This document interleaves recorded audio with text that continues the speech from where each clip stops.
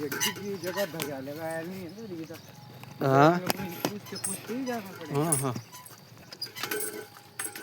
नमस्कार, शुभ सकाळ.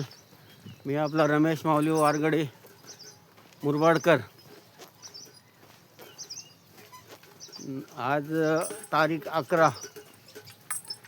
आम्हाला आज 42 दिवस झालेले आहेत. 42वा दिवस चालू आहे. आता आम्ही धारेश्वरकडं प्रस्थान करत आहेत.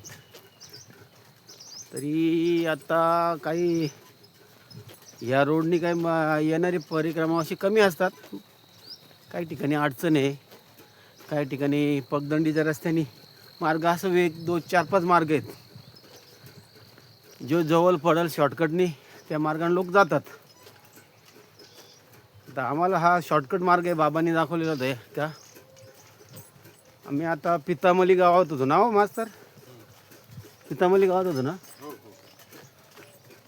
पितामली गावापासून आम्ही 5-6 किलोमीटर आले, 6-7 किलोमीटर पुढे. हा नदीचा पात्र आहे मयाचा. मया आपल्या शेजारीच आहे. म्हणजे मयाच्या सानिध्यात चाललेले आहेत आम्ही ना. मयाच्या सानिध्यात चालल्याने काय आहे फरक, म्हणजे लय फरक पडतो.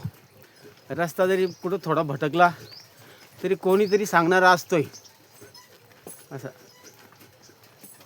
इकडे शक्यतो जरी भटकला तरी थोडाफार इकडे तिकडे रस्ता माणूस जागेवर येतो वापस. काय शूटिंग घ्यायला मला 2-3 लोकांनी कमेंट केली, त्या काय तू शूटिंग घेस नाही रोज. बोललो शूटिंग घ्यायला काही शक्य होत नाही. तर पाठीवर असते बॅग, 10-15, 10-12 किलोची बॅग, हातात कमंडलू आणि दंडक असतोय. आता थंडीला प्रारंभ झाला आहे, 2-3 दिवस झालं. पुढे म्हणतात थंडी भरपूर असते. आता पुढे एक आश्रम आला आहे, डेरा बाबा प्रतिमा राधा स्वामी आश्रम. नामगुळ असं काहीतरी आहे. नामगुळ आता बरीच मंडळी होती आमच्याकडची, फुटली बहुतेक, गेले हलवलू मागं पुढं. आता आम्ही 3 जण राहिलेले आहेत. आपले जलगावकर बाबा आणि पैठणचे तिकडचे हिंगोलीचे बाबा गोरे बाबा, मी मुरबाडकर, असे एवढेच आहेत. आता मायाच्या हातात आहे, कोणाला ठेवायचा ना कोणाला नाही. अलग करायचा, नवरा बायको भाऊ बहीण सगळी अलग होतात इथे. हे खेळ असतो मयाचा. मया डबल वापस कोणाला मिळवायची त्यालाही मिळवते असं. हा नदीचा पात्र आहे मयाचा, नर्मदा मैया. आज अख्खा दिवस, तिच्या दिवसातून 4-5 वेळ दर्शन झालं. मग आता मला वाटतं अख्खा दिवस मयाच्या सानिध्यात राहावं असं शक्यता आहे ना महाराज.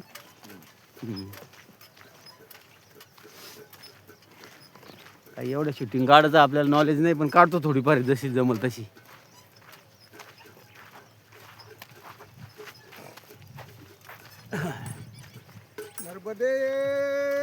नर्मदे हार.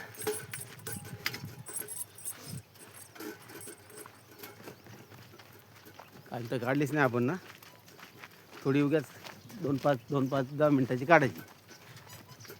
अरे इतक्याने काढायच्या हो, 2 मिनिट 3 मिनिटची काढायच्या शॉर्ट. त्यांना एकत्र मी पाठवता येताना. ते मला जुलवता येत नाही ना. म्हणजे जातो याच्यामध्ये मोबाईल खराब होतो. खरं का? ते आपल्याला जुळवता येत नाही ना. ही झाली भानगड. ती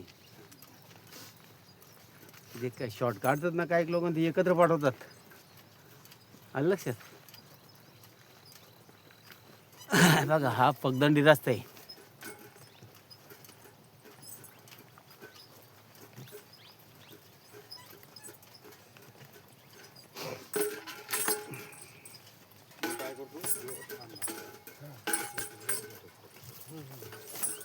तेव्हा काय होतं, काही एकदम शूटिंग राहिल्या म्हणजे जास्त होऊन जातं. म्हणतो काही उडून टाकायचं. हा उडवून मग नाही तिकडे पाठवलं नाही. माझ्या 10-15 ज्या राहतील छोट्या, त्यांच्या 2च राहतात. असं राहतं. आम्ही उडून टाकतो काही का, बरेच उडवलेत मास्तर.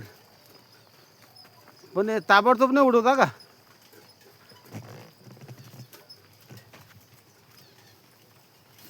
आता समजा बोलत नाही काही नाही, नुसतं असं चालू ठेव ना.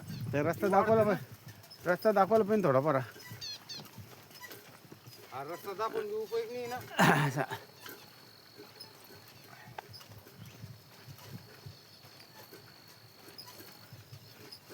गाडीवाले आलं तिकडून. आता तर विमलेश्वरपर्यंत मिठी तल्यापर्यंत भरपूर पब्लिक आहे. आम्ही काल शूटिंग पाहिली सकाळी ओंकारेश्वरला. हे घेतानी काय संकल्प उचलतानी मला वाटतं काय 1001 माणसं तरी महाराजांनी बसवली असतील संकल्पेला. अख्खी पायऱ्या पॅक होत्या.